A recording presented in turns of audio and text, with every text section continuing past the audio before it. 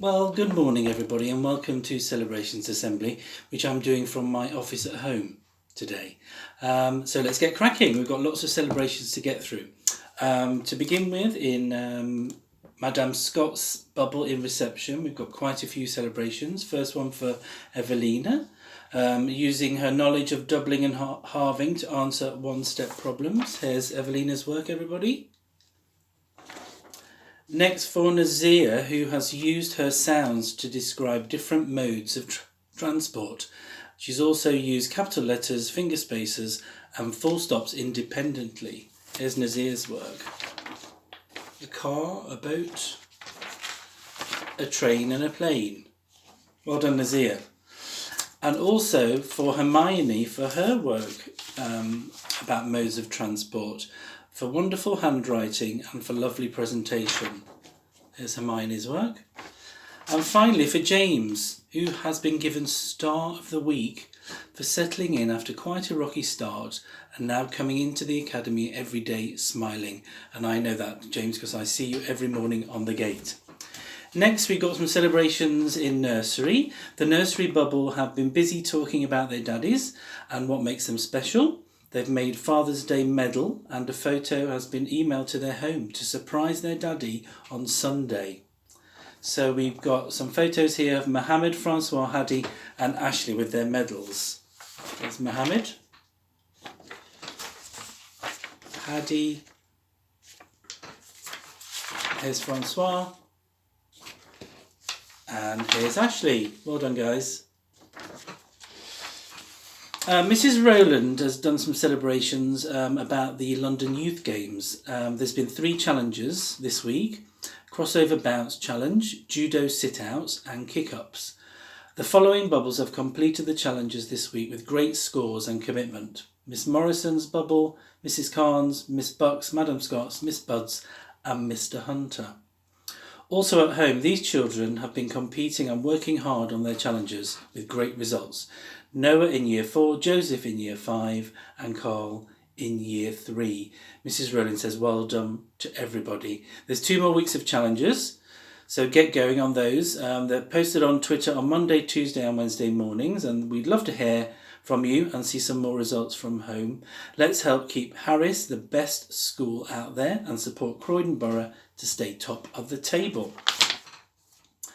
Miss Gibbs has given a few shout outs. One for Lily, who has completed all the London Youth Games challenges so far. One for Rachel, who has not missed one piece of work yet.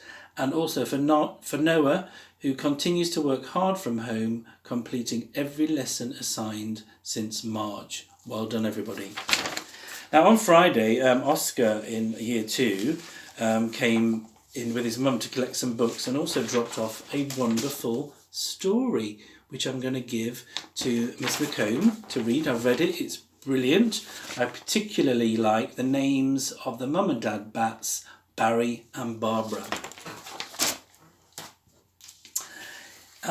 In Mr. Hunter's class, we've had an email from Scarlett's family sending in some work and also a lovely letter that she sent to Miss Budd telling her how to look after a dog properly. Mr. Hunter would also like to celebrate Sophia and Matilda from his class for writing such amazing letters to their friends in the other bubble, where they told them about how they are learning and about the new games they have been playing. Thank you. In Miss Budd's class, she would like to celebrate Mia. Mia has written the most amazing story in English. She has created an adventure for Super Tato with a new vegetable villain. The story is so fantastic and exciting, it could have been published as a real book. Well done, Mia. Also for Oscar.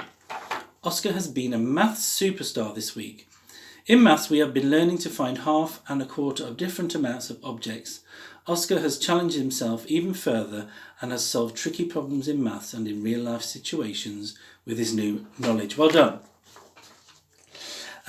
We've had an email and some work sent in by Sean Bolson's family, who are very proud of all the work he's been doing at home. They've sent in a lovely piece of writing, which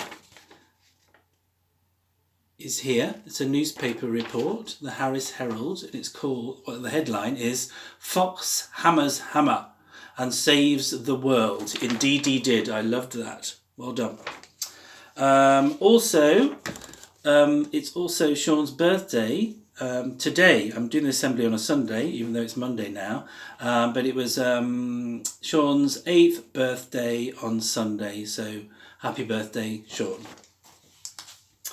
We've also had some work sent in by Rebecca Brockie's parents, Rebecca Brockie's in reception, and they'd like to share some of the home learning that Rebecca's been doing. There we go. So we're doing a lot about transport. Some sorting,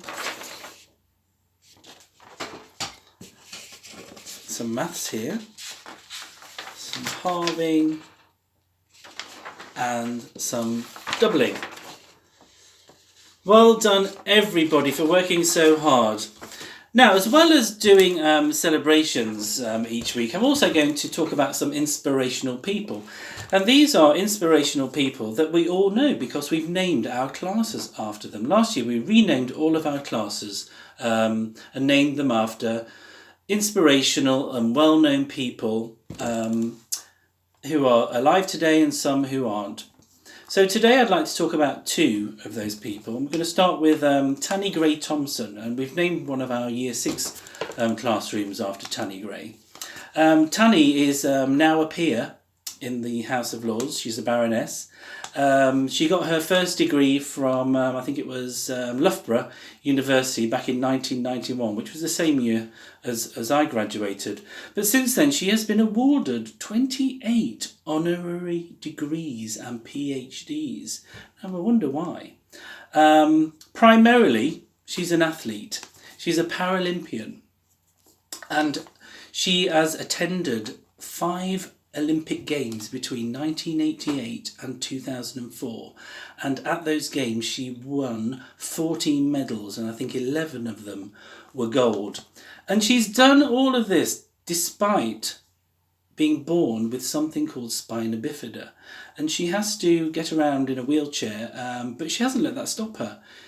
She's achieved a great deal, and that's why she's inspirational, and that's why we can learn a lot from her, and that's why we've named one of our classes after her, so that everybody at Kenley learns about her. Now, the second person I'd like to talk about is Nelson Mandela. Now, we've named one of our Year 1 classes after him. Nelson Mandela was born in South Africa in 1918. In 1942, he moved to Johannesburg, and he became a member of the African National Congress Party. In South Africa in 1948, the government at the time introduced a system called apartheid, which was introduced by the government to separate black and white people in order to preserve the privileged life that white people had. Now, Nelson and many of his friends and colleagues in that party knew that that was wrong. But despite many years of peaceful protest, in 1964, Nelson and many of his friends and colleagues were sent to prison for life. In the 1980s, there were lots of protests around the world asking for him to be released and his friends and colleagues to be released. And in 1990, the then president of South Africa agreed for him to be released. And in 1994, Nelson Mandela became the first black president of South Africa, and he was president for 4 years and saw the end of apartheid in South Africa. He died in 2013 at the age of 95. The reason why we've used Nelson Mandela for one of our class needs is because he's also a very inspirational person. He knew that apartheid was wrong. He knew that racism is wrong. He knew that treating people differently, treating people badly just because of the colour of their skin is wrong. And that's why we've named one of our classes after him, so that every child who goes through Kenley learns about him. So that's it today, boys and girls, and mums and dads and anyone else who's watching. I'll be here again next Monday, but don't forget on Friday your teachers will be sending their new messages. It's going to be a hot week, boys and girls, so remember to put lots of sunscreen on before you come to the academy in the morning, and drink lots of water during the day. But I hope everybody has a great week. Until next Monday, bye bye.